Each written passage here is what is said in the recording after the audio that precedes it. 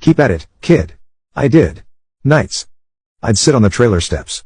June's porch light buzzing with moths and write about the hole inside me. Not big dramatic stuff. Just how the wind sounded that day at the bus stop, or how I wondered if Sarah had Mom's crooked smile. It hurt less on paper, like I could pin it down and let it breathe. 16, I hit a wall. I'd been hauling hay with Hank all summer. My arms scratched and sunburned, muscles aching from the work that never seemed to end. The physical pain was almost a relief compared to what I carried inside. That evening, the weight of all those years crushed down on me like the thunderclouds gathering on the horizon. We were eating supper, the three of us around that worn kitchen table where we'd shared 1,000 meals. The vinyl tablecloth was faded from years of scrubbing, the pattern barely visible anymore. June's meatloaf steamed on my plate, mashed potatoes lumpy but good, green beans from the garden lined up like soldiers. The radio hummed softly in the background, Willie Nelson singing about blue skies. I stared at my food, pushing it around while something inside me unraveled thread by thread. The question that had lived in my bones for 11 years bubbled up unstoppable, and before I could swallow it back, I blurted, "Why didn't they love me?"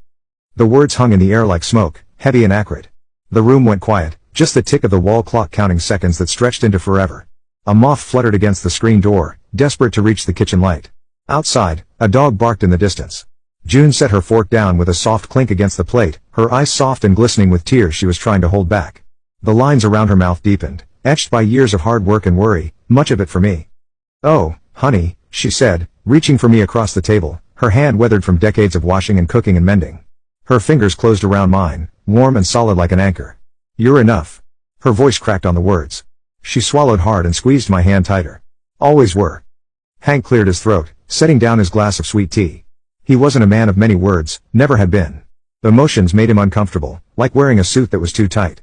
But he looked at me then, really looked at me, his eyes a faded blue that had seen too much sun. "Some folks break what they can't fix, Ethan," he said, voice rough like gravel. "Ain't your fault." He nodded once, definitive, like he was hammering down a nail. "Ain't never been your fault." I stared at my plate, gravy pooling around the meatloaf, turning the potatoes into islands. A tear slipped down my cheek, then another, splashing onto the tablecloth. I'd spent years blaming myself, thinking I must have done something terrible to make them leave me like that. Maybe I'd cried too much, asked for too many things, hadn't been quiet enough on long drives. But looking at Hank and June, these two people who'd taken in a dusty abandoned child without a second thought, who'd never once made me feel like a burden, something inside me shifted. A crack in the foundation of my guilt, letting in a sliver of light. That night, after the dishes were done and June had gone to bed, I sat on the porch steps watching lightning flicker on the horizon. Hank came out, settling his creaking bones beside me. He didn't speak for a long time, just rolled a cigarette between his fingers without lighting it. "Your folks," he finally said, "they had their own demons. Saw it the few times they came into the garage. Your dad's eyes, always darting around like he owed somebody. Your mom, jumpy as a cat," he sighed, the sound merging with the chorus of cicadas. "Some people, they just can't outrun themselves. No matter how far they go." He patted my knee awkwardly. "Don't make it right. Just makes it what it is." We sat there as the storm rolled in, the air thick with electricity and unspoken truths. For the first time, I began to consider that maybe, just maybe, the broken piece wasn't me. And that understanding, fragile as a butterfly's wing, felt like the beginning of something I couldn't yet name. They couldn't fix my past, but maybe I could build something from it. That fall, I joined the school newspaper. Mrs. Larson pushed me, said I could interview better than anyone. I'd sit with kids in the cafeteria asking about their lives over soggy fries and they'd open up.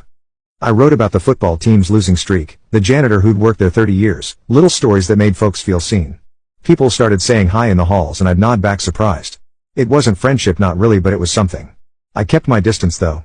Trust was a rickety bridge I wasn't ready to cross. Hank got me a beat-up typewriter for my birthday, the keys sticking. "Found it at a junk sale," he said, proud.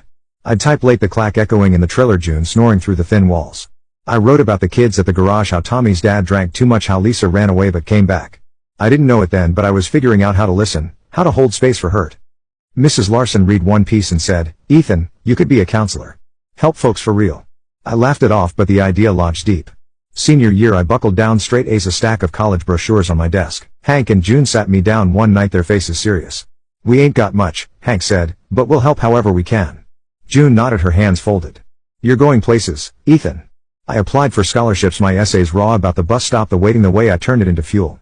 When the acceptance letter came from UT Austin psychology program, full ride, I cried in the bathroom so they wouldn't see. Hank clapped my shoulder. "June baked a cake yellow with too much frosting.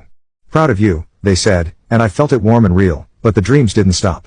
I'd wake up 17 now, seeing Mom's hazel eyes flicker, Dad's shadow in the truck's cab. I'd sit by the window, the trailer creaking in the wind, and wonder where they were. Did they ever think of me? I push it down, focus on what was ahead: college, a chance to help kids like the ones at the garage. Hank's words echoed. Some folks break what they can't fix. Maybe they couldn't fix me in their story, but I was writing my own now, one word at a time. At 23, I was out of college, diploma in hand, and working at a youth center in Austin. The place was a concrete box, fluorescent lights buzzing, but it felt alive with kids, runaways, foster teens, ones with bruises they wouldn't explain.